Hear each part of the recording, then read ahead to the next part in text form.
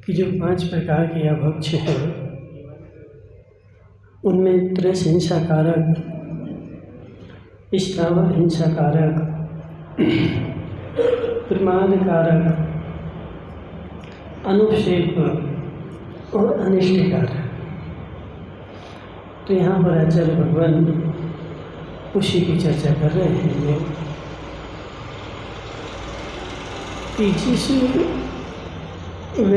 जिस वस्तु में त्रस जीवों की अधिकता हो वह भी अभक्ष की कोटि में आता है। सुगम जी, 5 प्रकार के अभक्ष होते हैं। उन 5 प्रकार के अभक्षों में से और 5 प्रकार के अभक्ष ही त्यागने योग्य हैं। इन 5 प्रकार के अभक्षों में एक भी अभक्ष भक्षण करने के योग्य नहीं। सबसे पहला आया त्रस हिंसा कारक। 5 प्रकार के अभक्षों में सबसे पहले त्रस हिंसा कारक को लिया। जिसमें त्रस जीवों की हिंसा होती हो वह त्रस हिंसा कारक। और सबसे पहले कोई छोड़ा जाता है तो वह त्रस हिंसा कारक। जिसमें त्रस जीव पड़ चुके हैं, एक तो जैसे नहीं, वो अलग चीज़ है। यहाँ पे त्रस हिंसा कारक में सबसे पहले पलाई, ठीक है ना, अचार, डबल रोटी, ब्रेड, पिज्ज़ा, ये सारे तुम्हारे त्रस हिंसा कारक हैं। इन सारी सामग्रियों में असंख्यात त्रस जीव पड़ चुके और त्रस हिंसा कारक सबसे पहले त्यागने योग्य होता है। उसके बाद होता है स्थावर हिंसा कारक, जिसमें स्थावर जीव अनंत अनंत हैं। जैसे आलू, प्याज, अदरक, गोभी, मूली, ये सारे स्थावर हिंसा कारक जीव। इन वनस्पति में एक सुई की नोक के बराबर जगह में अनंत अनंत जीव। सुगन चंद जी, कितने? एक सुई की नोक के बराबर जगह में जितने जीव हैं, क्या नाम तुम्हारा डी के जैन साहब, इस पृथ्वी पर जितने मनुष्य हैं, इस पृथ्वी पर जितने मच्छर हैं, इस पृथ्वी पर जितनी चींटियां हैं, इस पृथ्वी पर जितनी लटें हैं, अब सोचो कितनी हैं जम्बू भाई, कितनी है? कितने मच्छर हैं, कितनी चींटियां हैं, कितने लटें हैं, और कितने मनुष्य हैं, और कितनी गाय, भैंसे, घोड़ा, ऊंट सब मिला दो और सबका टोटल कर दो, कितने होंगे? अब इन सबकी संख्या जो टोटल आई, इस टोटल संख्या में अनंत का गुणा लगा दो। बाबूलाल जी, कितने हो गए? बस अब इनकी सारी संख्या में जो अनंत अनंत का गुणा लगाओगे और जो तुम्हारा भागफल आएगा उतना सुई की नोक के बराबर आलू में इतने जीव रहते हैं। कल्याण जी, कितने रहते हैं? कितने जीव रहते? सोचो जरा। देखो, अपन एक सामान्य रूप से बोल देते अनंत रहते, अनंत रहते, लेकिन उस अनंत का भान हुआ कि नहीं? जम्बू भाई बागड़िया, उस अनंत का भान हुआ कि नहीं? सारे पृथ्वी पर जितने 2 इंद्रिय, 3 इंद्रिय, 4 इंद्रिय, 5 इंद्रिय जितने जीव हैं, इन सबको टोटल करके, अब पंचेंद्रिय मात्र देखो, मनुष्य नहीं, जितने पंचेंद्रिय हैं, चाहे श्वान हो, घोड़ा हो, कुत्ता हो, बिल्ली हो, चूहा हो, जितने जीव पंचेंद्रिय, इन्हें सबको टोटल करके और 2 इंद्रिय, 3 इंद्रिय, 4 इंद्रिय, रमेश भाई इन सबको जोड़ दो और जोड़ने के बाद फिर अनंत का गुणा लगा दो। ओहो, सोचो माताओं जरा, हमने आज तक संसार में रहते हुए कितने जीव खाए? ज्ञान करो तो भान हो। अब तुम जानने नहीं चाहते, समझने नहीं चाहते कि देखो एक सुई की नोक के बराबर जगह में कितने जीव, सारे त्रिश जीवों से अनंत गुने जीव प्रतिष्ठित वनस्पति की सुई की नोक के बराबर जगह में जीव रहते हैं। अब सुगंचंद जी, अब हिसाब लगाओ कि मैंने कितने सुई की नोक के बराबर आलू खाए, जम्बू सेठिया, कितनी मैंने गाजर खाई और कितने मैंने अदरक किस किस के खा डाले, और उस सारे सबको सुई की नोक के बराबर जगह में इतने अनंत जीव तो मैंने कितने खाए? वो कहाँ गया आज? गजराज नहीं आया? गजराज नहीं आया, चल नहीं आने दो। रमेश भाई, अब इस चीज़ का भान करो और भान करने के बाद फिर उस चीज़ को चिंतन करो कि कितने जीव मैंने खा लिए, और इतने अनंतानंत जीव अध्यक्षा, चाहे गाजर हो, चाहे मूली हो, चाहे अदरक हो, और चाहे तुम्हारा क्या शकरकंद हो, चाहे प्याज हो, और चाहे तुम्हारी गोभी हो, ठीक है ना जी, सब के सब जो है ना एक ही परिवार के लोग हैं, भिन्न नहीं हैं। अब देखो क्या होता है कि आलू का तो सब त्याग कर देते, बोले महाराज आलू का त्याग है जीव, आलू का त्याग करने से क्या होता? आलू मात्र का त्याग करने से क्या हो रहा है? तेरी हिंसा तो अभी छूटी नहीं, तेरा लक्ष्य धर्म तो अभी हुआ नहीं, अनंत जीव तू जो खा रहा था वह खाना तो तेरा कंटिन्यू चल ही रहा है, और मात्र आलू छोड़ दिया है जीव। और आलू छोड़ करके देखो बड़े गर्व से कहता मैंने आलू छोड़ दिया। आलू तो छोड़ दिया, लेकिन यह तो बता कि क्यों छोड़ा? कल्याण जी, आलू तो छोड़ दिया, लेकिन यह तो बता कि आलू क्यों छोड़ा? जीवों के ऊपर दया आई थी, इसलिए यह सारा संसार मुझसे कहता है कि जैन होकर के आलू खाता, इसलिए।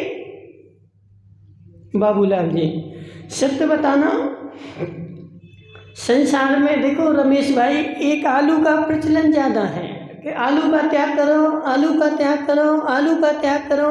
सब संसार के धर्मात्मा भी तुमसे यही कहेंगे कि आलू का त्याग करो, और तुम उनकी सुन करके आलू का त्याग तो कर दोगे, लेकिन गाजर का नहीं करोगे, मूली का नहीं करोगे, गोभी का नहीं करोगे। हे जीव, ये सारे इनमें अनंतानंत जीव हैं, और एक का त्याग करने मात्र से तेरा धर्म पलने वाला। देखिए जैसा एक का त्याग से धर्म पलेगा क्या? क्यों नहीं पलेगा? क्योंकि जो मुख्य लक्ष्य था वह मुख्य लक्ष्य नहीं आया। मात्र देखो संसार में, अब देखो जो है टेलर जी बता दे तो कोई दिक्कत नहीं है। अब टेलर जी ने उपास किया, और उपास करके क्या किया, बोले आज हमें रोटी नहीं खाना, समझना, उपास किया रोटी नहीं खाना, लेकिन वह 1 किलो लड्डू लाया राजगिर के, 1 किलो शकरकंद लाया, 1 किलो तिली की बर्फी लाया, 1 किलो पेठा लाया, और खा लिया, और 4 लीटर पानी पी लिया।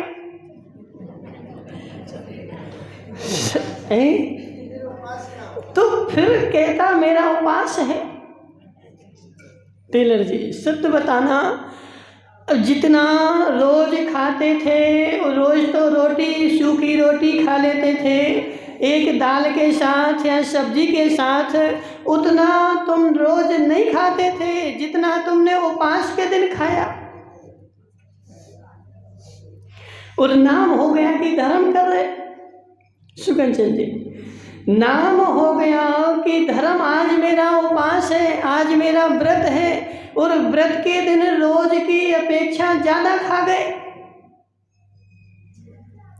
ओहो, समझना, रोज तुम्हें पेठा नहीं मिलता था, रोज तुम्हें राजगीर के लड्डू नहीं मिलते थे, रोज तुम्हें काजू पिस्ता बादाम नहीं मिलते थे, और रोज सूखी रोटी खाते थे तो कम खाते थे, लेकिन उपवास के दिन आज धर्म का नाम हो गया, आज मेरा धर्म है, आज व्रत का दिन है, आज उपवास है, इसलिए रोटी नहीं खाऊंगा, अन्य चीज जो है उसे 4 गुनी खा गए। जम्बू सेठिया, ऐसे धर्म नहीं होगा, ऐसे आत्मा का कल्याण नहीं होगा, ऐसे तुम्हें मुक्ति का मार्ग नहीं मिलेगा जब तक तुम व्यवस्थित नहीं समझोगे। जैसे वहाँ हुआ ऐसे ही बाबूलाल जी बड़ौदिया वाले, ऐसे ही तुमने किया। ओहो सुगंचन जी, जैसा उनने किया ना ऐसा तुमने किया। क्यों?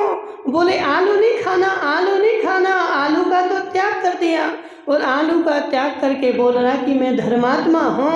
लेकिन तूने गाजर का कहाँ किया, तूने अदरक का कहाँ किया?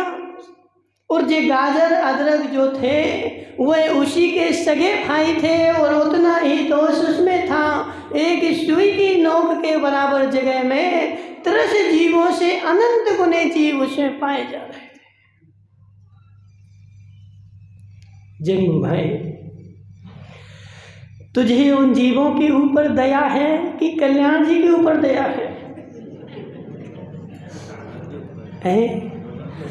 तुम्हें उन जीवों के ऊपर दया है गजराज भाई कि जम्बू सेठिया के ऊपर दया है? जम्बू सेठिया ने 4 बार तुमसे कहा कि हे गजराज भाई आलू नहीं खा, जैन धर्म में आलू नहीं खाए जाते, मैंने तो छोड़ दिए। तो उसकी सुन करके तूने भी छोड़ दिए, लेकिन उन जीवों के ऊपर दया कहाँ थे?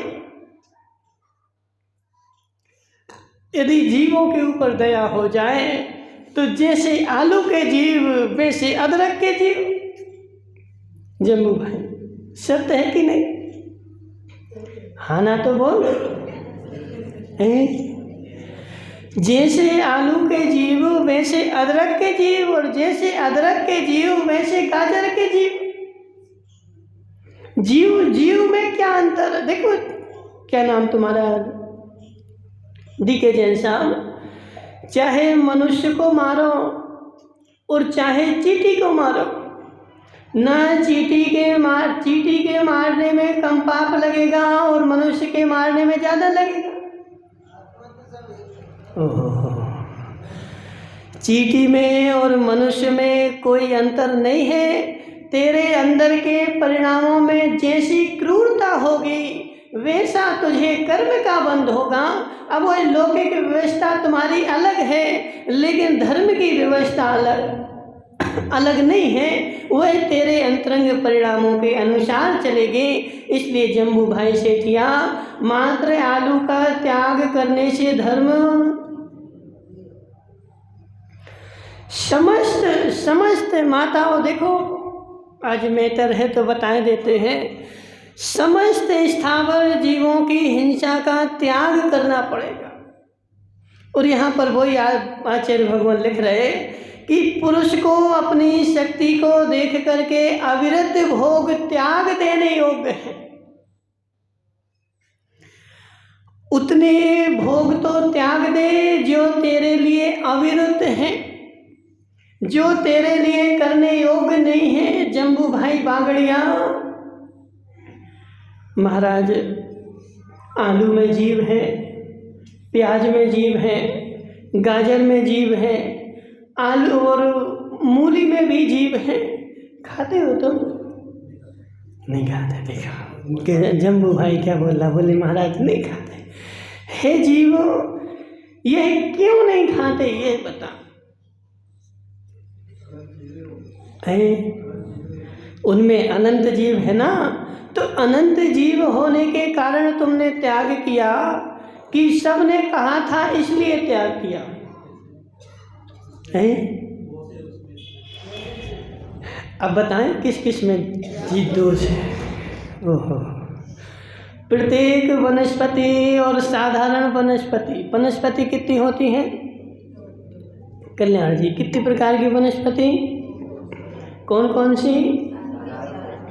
साधारण और प्रत्येक वनस्पति। साधारण वनस्पति जो है उसमें एक सुई की नोक के बराबर जगह में अनंत अनंत जीव हैं। और साधारण वनस्पति कहते किसे हैं? जिसमें गुण सिंधि, गुण पर्व और सम्मूर्छन छिन्न रूह हो, जिसमें यह नहीं पाए जाएं वह सारी साधारण वनस्पति। अब कल्याण जी गए बाजार में और लौकी खाना, लौकी खाते कि नहीं? कौन सी लौकी खाते हैं?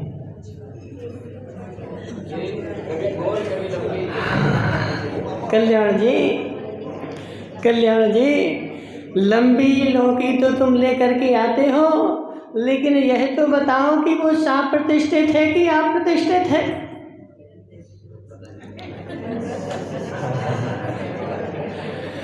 यदि यदि यदि लौकी भी सांप प्रतिष्ठित है तो उसमें भी अनंतानंत जीव। अब बोलो कि महाराज पता कैसे चले? चलता है, कैसे नहीं चलता? हाँ, डी के जैन साहब, तुम लौकी लाओगे इतनी इतनी सी, इतनी सी लौकी जो लाए, अभी वो सांप प्रतिष्ठित है, उसमें अनंत अनंत जीव हैं।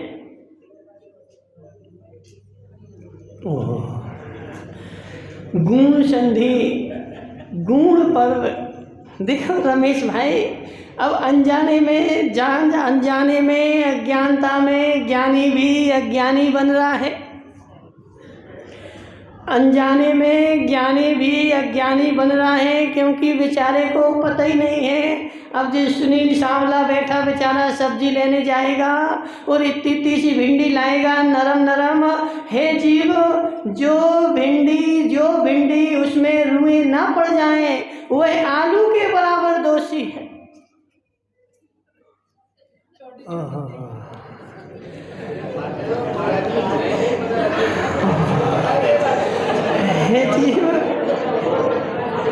हे जीव, आगम का सिद्धांत है, प्रत्येक वनस्पति अपनी उगने के बाद जब तक वह परिपूर्ण पक्व ना हो जाए तब तक वह सप्रतिष्ठित होती है, उसमें अनंत अनंत जीव होते हैं। अब इतनी सी लौकी लेकर के आए, बोले नरम नरम चाहिए, नरम नरम चाहिए।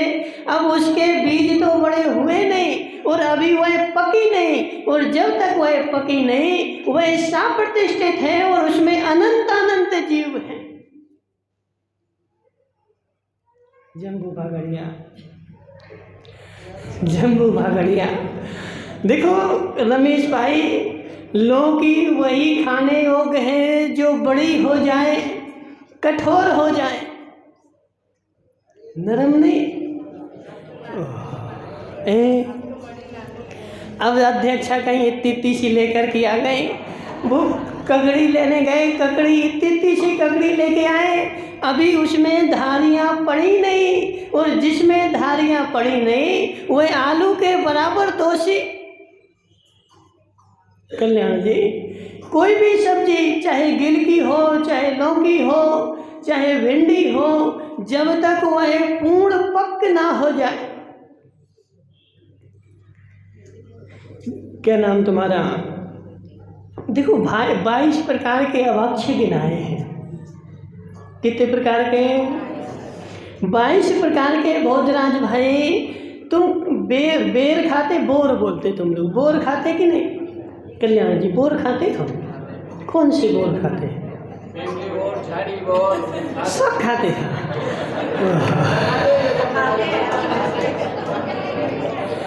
हे जीव, वह बेर भी अभक्ष है।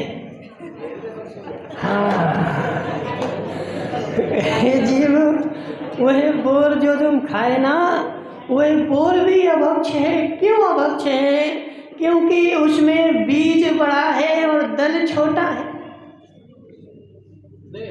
एप्पल की तरफ बोल रहा है। देखो, वो उसकी बात नहीं कर रहे, इतनी झाड़ी के बेर उसमें है क्या? मात्र ऊपर छिलका लगता हुआ है और अंदर में जो है मात्र बीज ही है। उसको खाने से अल्प फल बहु विघातान मूलक मात्राणी श्रृंग वैराणी। सबका चार तो पढ़ो एक बार। अल्प फल बहु विघातान मूलक मात्राणी श्रृंग वैराणी। कल्याण जी, उसमें बीज बड़ा है, फल छोटा है, वह तुम्हारा अभक्ष की कोटि में जाए और उसको खाते हो तो वह भी जो है ना सप्रतिष्ठित वनस्पति। सुगंचन जी, उसमें भी कितने जीव? बताओ अपने दामाद को। नहीं बताओगे? उसमें भी अनंत अनंत जीव। और जिस ककड़ी में धारियां ना पड़ जाएं, जिसमें लाइनें ना पड़ जाएं, वह सप्रतिष्ठित वनस्पति। जो लौकी थोड़ी कड़क ना हो जाए और कड़क होने के बाद उसका छिलका दरदरा ना हो जाए। डीके जैन साहब, वह सप्रतिष्ठित वनस्पति। आगम की व्यवस्था जब खाने योग्य है तब वह अपने आप में पूर्ण बड़ी हो जाए, उसके बीज भी बड़े बड़े हो जाए, भले कड़क हो जाए। कुकर में डाल दो,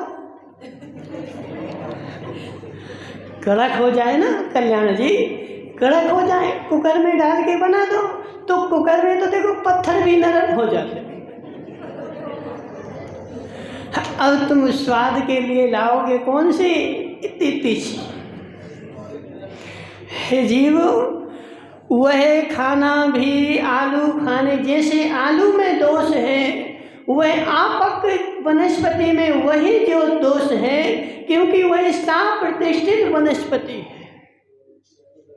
कोई भी हो जिसका छिलका देखो, जिसका छिलका तोड़ने से उसके दो भाग हो जाएं, बराबर दो भाग हो, और जिसमें किसी प्रकार का तंतु ना लगा रहे, वह सब सप्रतिष्ठित वनस्पति।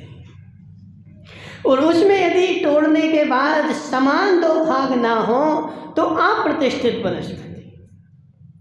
कल्याण जी, ऐसी आगम की व्यवस्था है। अब हमने जी तो देखो व्यवस्था तो जानी नहीं, और हमने क्यों आलू का त्याग कर दिया? क्योंकि उसमें जीव है। लेकिन लौकी ले लाते बाजार से, और कितनी इतनी सी जम्बू भाई बागड़िया, वह जो इतनी सी लौकी है ना तुम्हारी, वह भी अनंतानंत जीवों का पिंड है।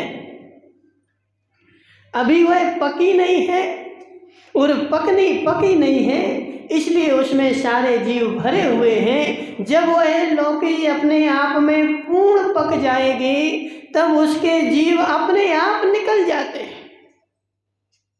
कल्याण जी, और जब उसके जीव निकल गए तब वह खाने हो गए। अब चाहे आम खा लो, अध्यक्षा तो बोलती महाराज इतने से आम आते ना अचार के लिए, इतने से। जिस आम में बाबूलाल जी बड़ौदिया वाले, जब तक उसमें अंदर गोई बोलते ना, तुम लोग क्या बोलते हैं? हाँ ठीक है ना। जब तक उसमें मिगी ना पड़ जाए और उसकी जाली कड़क ना हो जाए तब तक वह सप्रतिष्ठित अनंत जीवों का पिंड है। जीव अनंत जीवों का पिंड। अब और सुनो, आगे चले।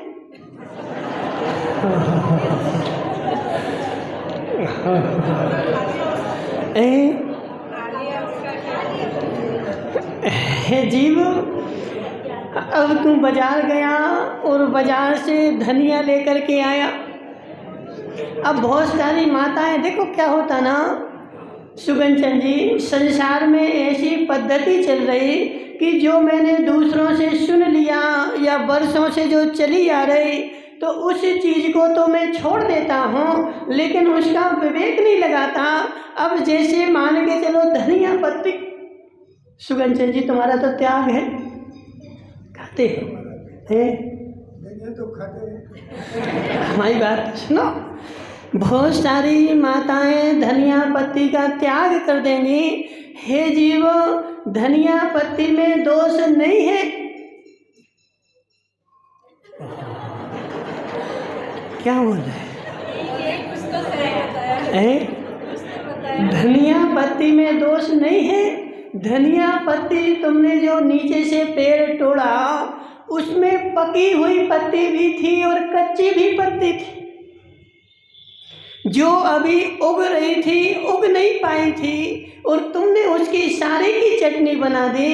तो जो पत्ता पूर्ण बड़ा हो गया था वह तो खाने योग्य था, लेकिन जो पत्ता छोटा छोटा सा था वह खाने योग्य नहीं था, और तुमने दोनों की चटनी बना दी।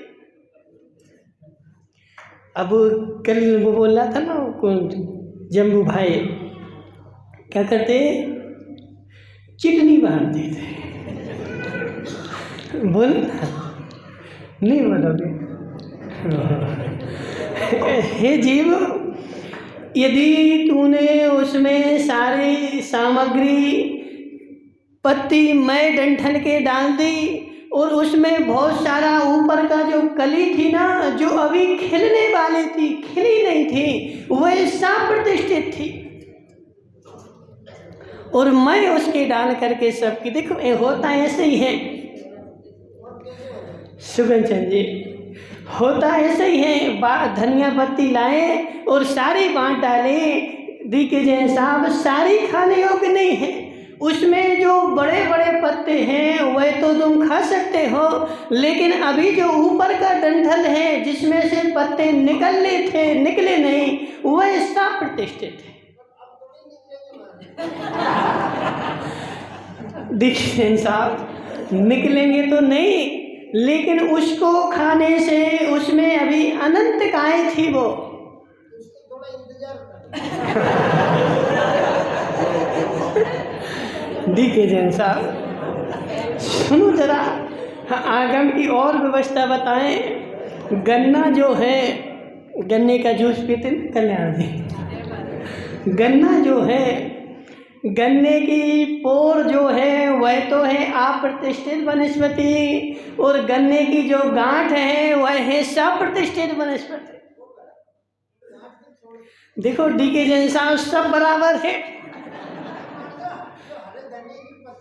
हाँ, वो बराबर नहीं है, अभी आएगा। देखो हरे धनिया जो खाना है उसके बड़े बड़े पत्ते निकालो और उनको खा लो, जो छोटे छोटे पत्ते हैं उनको छोड़ दो, नहीं उगने दो। लेकिन क्यों तुम देखो, लेकिन वह अनंत काय है, उगे चाहे नहीं उगे, लेकिन उसमें अभी अनंत काय है। मूल एक प्रतिक्रमण त्रयी नाम का ग्रंथ है, उसमें लिखा हुआ है, मुनिराज रोड पर चल रहे, यदि रोड पर गेहूं के दाने डले हैं और उनको कुचल दिया तो उसका प्रायश्चित करना पड़ता है। हमारी बात तो सुनो, उस गेहूं के दाने में क्या दोष है? उस गेहूं में कौन से जीव हैं? अब तो वो सूख गया ना, अब उसमें कल्याण जी कौन से जीव हैं? उसमें कोई जीव नहीं है, उसमें कोई दोष नहीं है, लेकिन फिर भी उसमें पेड़ बनने की शक्ति है। और तुम्हारे पैर पड़ने से हो सकता है उसकी नाक टूट गई और वह पेड़ नहीं बनेगी, इसलिए भविष्य की शक्ति को देखते हुए उस पर पैर भी नहीं रखना। दिखे जैन साहब, तो तुम एक देश अहिंसा तो पालो, नहीं पालोगे। हे जीव, जिस जिस वनस्पति कोई भी हो, जब वह रमेश भाई अपने में पूर्ण पक जाए और पूर्ण पकने के बाद उसका बीज परिपक्व हो जाए, तब तो वह अप्रतिष्ठित है। और जब तक उसका बीज परिपूर्ण नहीं पका, तब तक वह खाने योग्य नहीं। कोई भी हो कल्याण जी, इसलिए तुमने उतना उतना आलू प्याज लहसुन तो छोड़ दिया, लेकिन अभी ये प्रतिष्ठित वनस्पति छोड़ेगी नहीं। ओहो, अभी देखो सब्जी वाला मंदिर के सामने सब्जी बेचेगा तो वो कौन सी सब्जी लाएगा? ओहो, बोले छोटी छोटी जो होगी वह मंदिर के सामने बिकेगी, नरम नरम होगी, वो कौन ले जाएगा?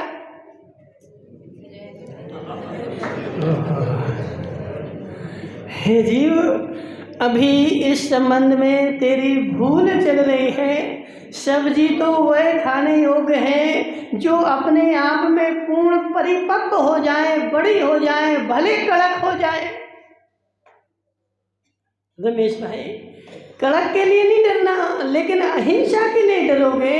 हिंसा से डरोगे और अहिंसा का पालन करोगे तो जब वह परिपूर्ण पक जाए तब वह खाने योग्य है, और जब तक परिपूर्ण नहीं पकी तब तक खाने योग्य नहीं है। बड़ोतिया वाले क्या करोगे अब तुम?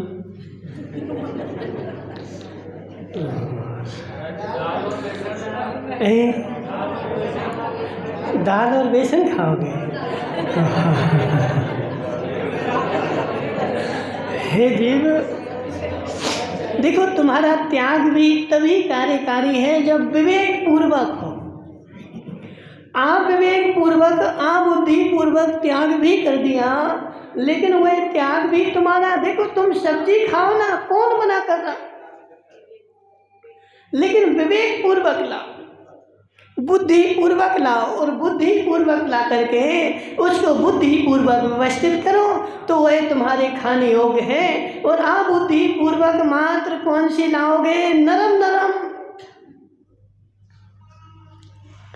तो कल्याण जी, इसलिए देखो बहुत सारे लोग क्या करते, बोले महाराज भिंडी का त्याग, भिंडी का त्याग। है जीवो, भिंडी में दोष नहीं है। भिंडी तुम्हारी जो है वह भिंडी बहुबीजा नहीं है, टमाटर जो है बहुबीजा नहीं है। बहुबीजा का परिभाषा क्या है ये तो बताओ पहले। दीपेश की अम्मा, बहुबीजा क्या कहलाता, बोलो?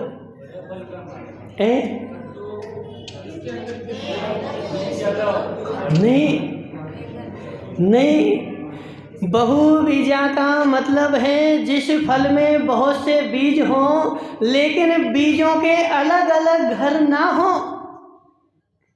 जिसमें बहुत सारे बीज हों लेकिन सब बीजों के अलग अलग घर हों, वह बहुबीजा की कोटि में नहीं आता है।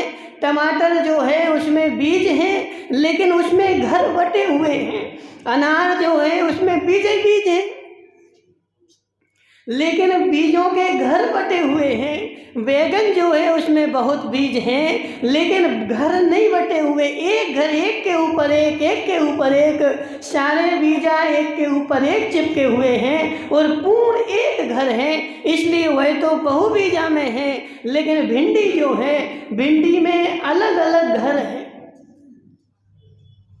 देखिए जैन साहब, एक भिंडी में बहुबीजा, लेकिन बहुबीजा के अलग अलग बीजाओं के अलग अलग घर हैं और प्रत्येक घर उसका तुम्हें शोधना पड़ेगा।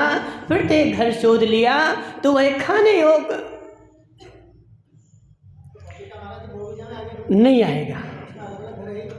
अलग अलग घर नहीं है लेकिन बीजा अलग है, दल अलग है और बीज उसका परिपक्व हो चुका और सारे बीज उसके निकाल के अलग कर दिए। लेकिन बैंगन में बीज अलग है, दल कम है। देखो अब तरबूज तो ऐसा है कि नहीं खाओ तो अच्छा है, क्योंकि तरबूज में एक एक बीज उस दल के साथ घुला मिला रहता है और वो बीज जो है वो सब प्रतिष्ठित है। तरबूज का बीज, कल्याण जी, तरबूज का बीज जो नरम नरम बीज अब इसमें दल में मिले हुए हैं, तुम कितना शोधन करो लेकिन सारे बीज उसके नहीं निकलेंगे। और जो बीज अभी बनने वाला है, बना नहीं है, वह सब प्रतिष्ठित है। ठीक है जैसा देखो, आगम में सब लिखा हुआ है और व्यवस्थित लिखा हुआ है।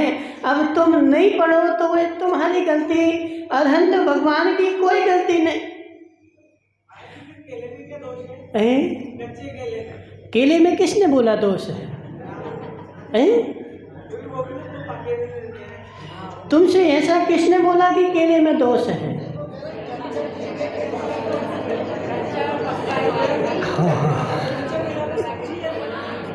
केले में कोई दोष नहीं है। केला खाओ, आलू का त्याग कर दो। खड़े हो जाओ, खड़े हो जाओ। अब देखो, प्रश्न किया तो कुछ तो करना पड़ेगा। खड़े हो जाओ, कर दो। आज से आलू का आजीवन त्याग। कायोसर करो। हाँ, कायोसर कर लो। देखो, उसने प्रश्न किया तो कुछ तो ले जाए। रमेश भाई बचपन में मेला में जाते थे, तो मेले में जाओ तो कुछ तो लेके आना पड़ता ना। अब मेले में गए, सुबह से शाम तक तुमने मेला खूब देखा और ले करके कुछ नहीं आए। शेख जंबू भाई, तो मेला जाने का मतलब क्या? अब तुमने प्रश्न किया ना, तो तुम केला खूब खाओ लेकिन आलू नहीं खाना। ठीक है, केले में कोई दोष नहीं है। इसलिए कल्याण जी, समय हो गया। बुद्धि पूर्वक, विवेक पूर्वक जो वस्तु जैसी है उसको वैसा जान, और वैसा जान करके और फिर विवेक पूर्वक उसका त्याग कर। ठीक है जैसा अविवेक पूर्वक त्याग करने से मतलब नहीं, क्योंकि अविवेक पूर्वक त्याग जो होगा वह तुम्हारे कल्याण का मार्ग नहीं बनेगा। और विवेक पूर्वक जान करके के, बुद्धि से निर्णय करके कल्याण जी, जो जो तुम छोड़ोगे उससे तुम्हारी विशुद्धि बढ़ेगी। भाव तभी आएंगे तब विशुद्धि बढ़ेगी, और जो विशुद्धि बढ़ेगी वह तुम्हारे कल्याण का मार्ग होगी। और विशुद्धि जब नहीं बढ़ेगी तब तुम्हें विवेक नहीं होगा। सुकंचन जी, सत्य है कि नहीं? विवेक होगा, ज्ञान होगा तो विशुद्धि बढ़ेगी, और विवेक और ज्ञान नहीं होगा तो विशुद्धि नहीं बढ़ेगी। इसलिए हे जीव, कौन सी बात चल रही थी? स्थावर काय। ठीक है ना। सबसे पहला हुआ कौन सा? त्रस हिंसा कारक मलाई है, ठीक है ना, अचार है, मुरब्बा है जी, मक्खन है जी, दही है जी, तुम्हारे त्रस हिंसा कारक, इनमें त्रस जीव पड़ गए इसलिए अभक्ष हैं। और आलू, प्याज, गोभी जी, जितनी भी साफ प्रतिष्ठित वनस्पति हैं, ये सारी स्थावर हिंसा कारक। इनमें अनंत अनंत स्थावर जीव हैं। इसलिए अनंत अनंत स्थावर जीवों को गुरु भाई, तुम तो नहीं खाते होगे, खाते हो? देखो, तुम तो धर्मात्मा हो ना। इतने अनंत अनंत जीवों को खा लेते तुम।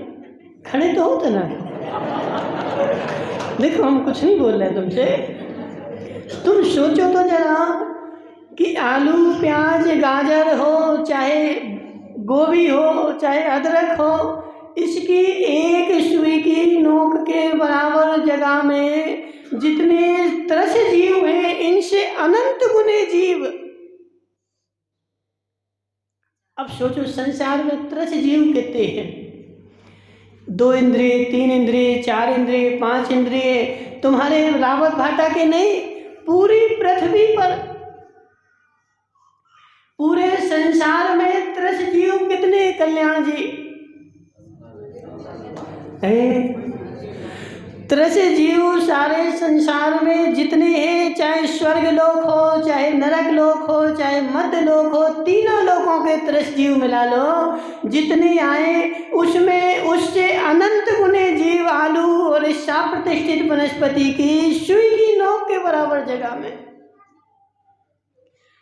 अब तुम खा लोगे इतने जीवों को गोरू भाई हैं? अब सोचो जरा कि इतने सारे जीवों को मैं मुंह में कैसे रख लूं। जम्बू भाई सेठिया समझाओ अपने मित्र को। गुरु भाई क्या करोगे बताओ।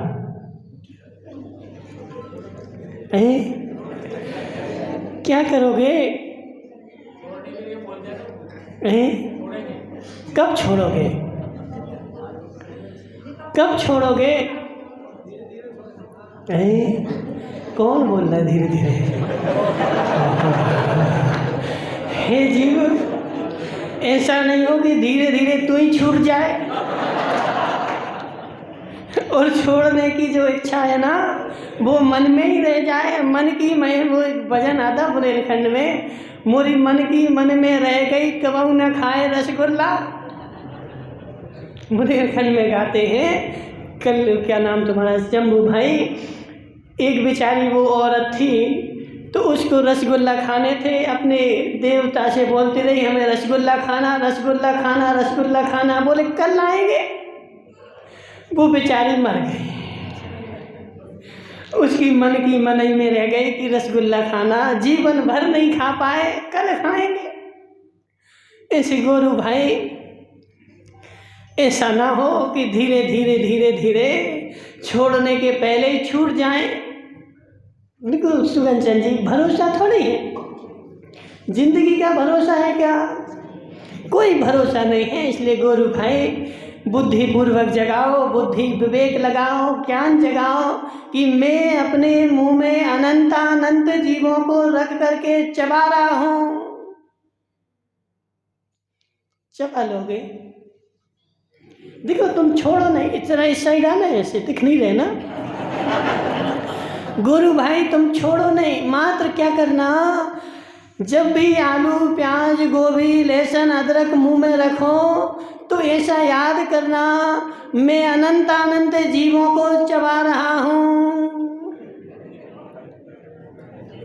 जैसे वह मगरमच्छ इतनी सारी मछलियों को मुंह में रख के चबाता है और मैं इतने सारे जीवों को मुंह में रख के चबा रहा हूँ।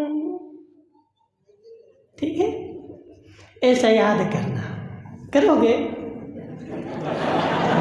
देखो बेचारा क्या बोला, बोले महाराज हम इतने अनंत अनंत जीवों को तो चबा लेंगे और याद भी कर लेंगे लेकिन छोड़ेंगे नहीं। हे जीव, इसको बोलते डी.के. जैन साहब राग की महिमा। कितना गहरा राग बैठा हुआ है कि इतने जीवों को चबाना मुझे मंजूर है और इतने जीवों का पाप मुझे करना मंजूर है, लेकिन खाना छोड़ नहीं सकते। बैठ जा, देखो नहीं छोड़ो, लेकिन याद करना हे जीव, इतने अनंत अनंत जीव उस एक सुई की नोक के बराबर जगह में है और मैंने कितने खा लिए, कितने चबा लिए और चबा करके कितने कर्म का बंद किया, इसका तू विवेक लगा और ध्यान कर। और ध्यान करने के बाद जो तेरा मन बोले वैसा कर। बोली शांतिनाथ भगवान की। महाराज जी, मैं बाजार में सब्जी वालों के